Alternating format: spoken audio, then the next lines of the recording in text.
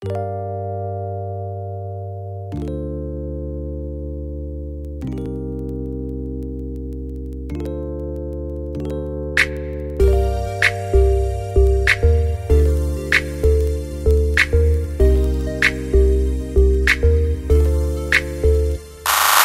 Kim here. Thank you so much for clicking on this video. If you're not already subscribed, go ahead and click this icon right here on your bottom right, or click the subscribe button underneath this video and the bell for notifications. So I've been getting a lot of questions from you all, friends and family alike, from social media and in person, and I thought it would be cool to kind of do a get to know you video. So I'm going to answer 2 of the questions that I got posed through my DM.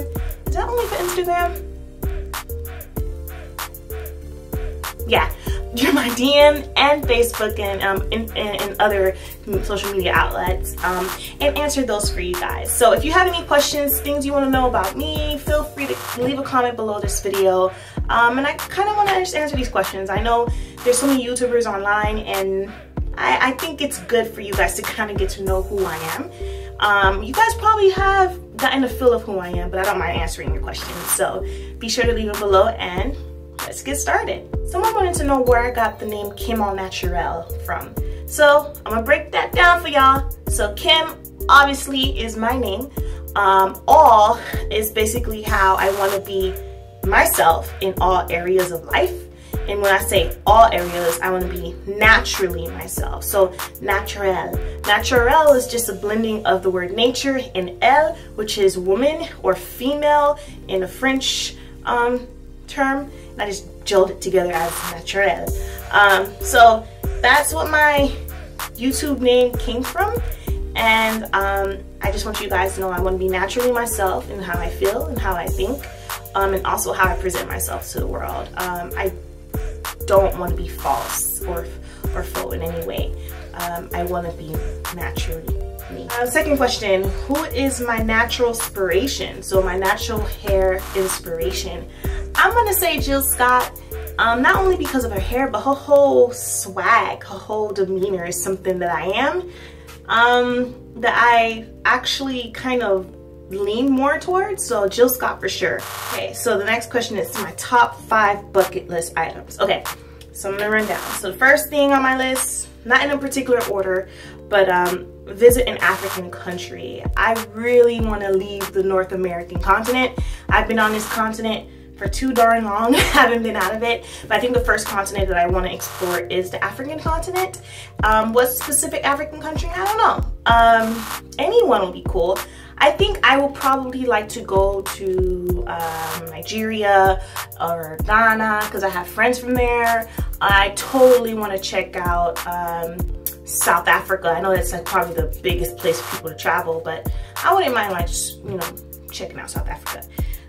Second thing, because I am afraid of heights, I really want to get over this fear. I do want to do a hot air balloon ride. I would love to go to Turkey for their hot air balloon festival so I can get on a hot air balloon. Yeah, it sounds so cool, but I know I'll die, you know, when it's happening. Hopefully that I get rid of whatever fear I have of heights, right? You know, as long as, you know, the balloon don't like pop and then I just go towards the ground, tumbling to my death. Okay, anyway, happy thoughts. Third thing I want to do, I totally want to go to Spain during their tomato festival. So they have this festival, I've got what it's called, tomatillo, I think. No, that's the sauce. Anyway, there's this tomato festival where people go around throwing tomatoes. It's like a big food fight, but with tomatoes. Like, I know it sounds so weird, but it sounds fun. Like, it sounds very edgy. It sounds like people don't care, and that's kind of where I want to go. I like being in that type of environment. Fourth thing on my list, I'd like to actually record an album for myself.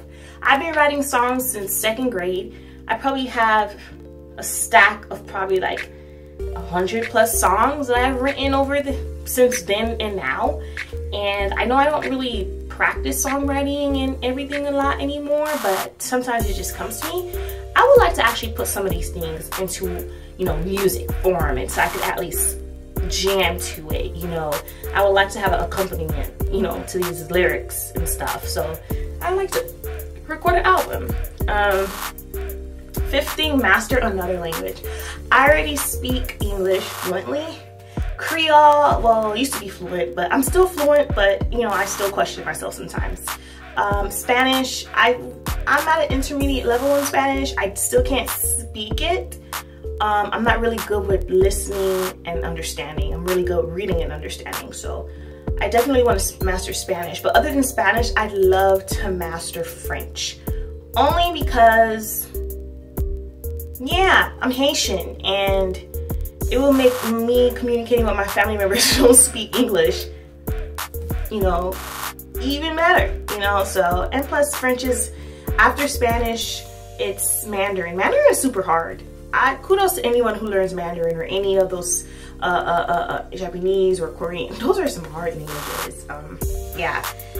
Pet peeves. Okay, I'm gonna give you guys just 3. I hate repeating myself.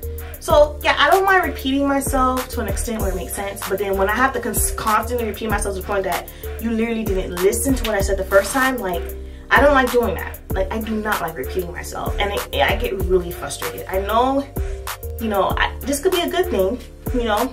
Men always joke, women, their wives are always asking them questions and telling them to do things over and over. I mean, I'm gonna tell you to do it once.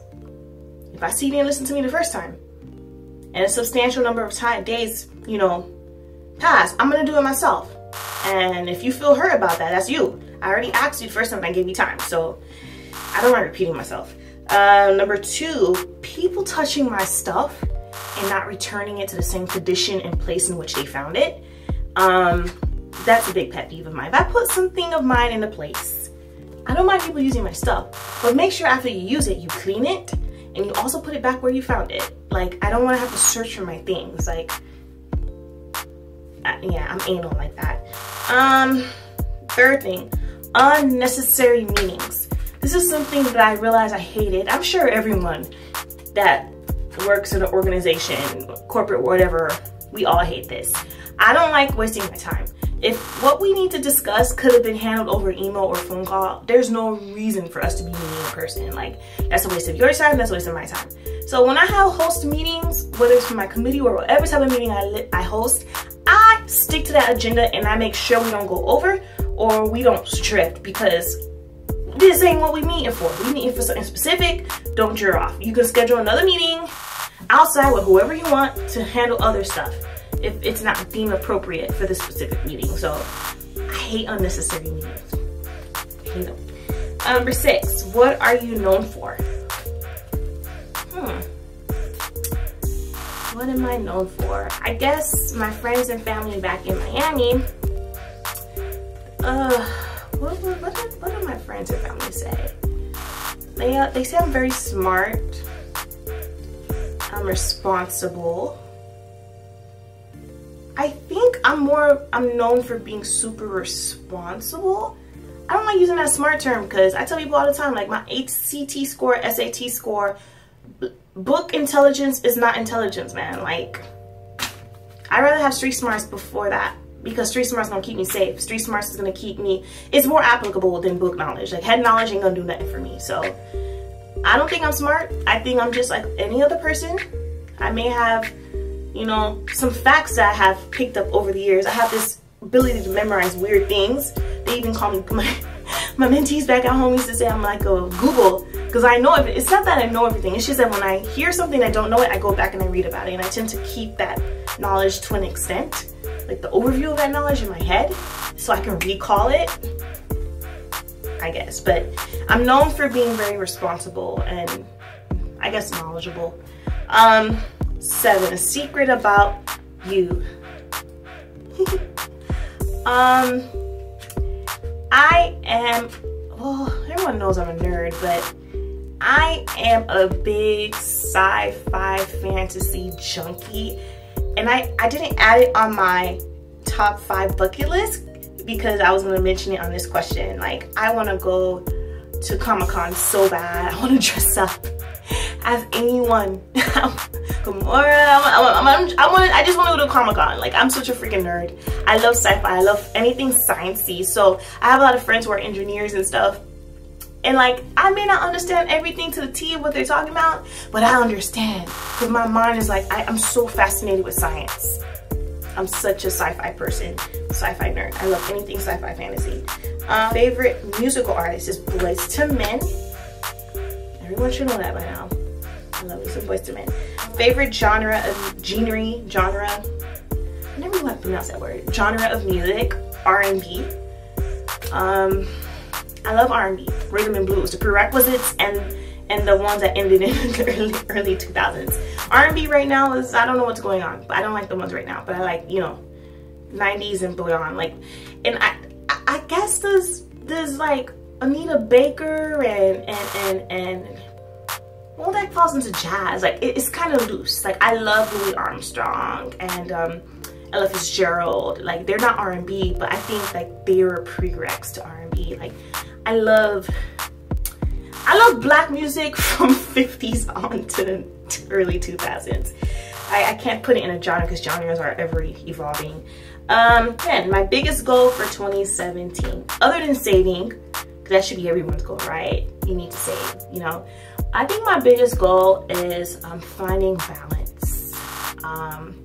What I mean by finding balance, balancing my spiritual self in all aspects of my life. I find myself sometimes biting my tongue down or suppressing things that I have convictions for in areas of my life, and I don't want that. I want to be authentically and freely, I think it's my profession.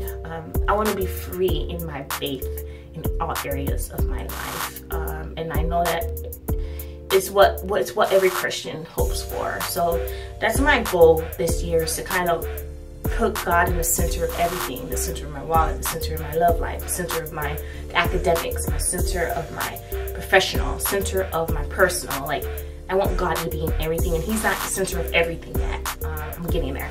So that's my biggest goal for 2017.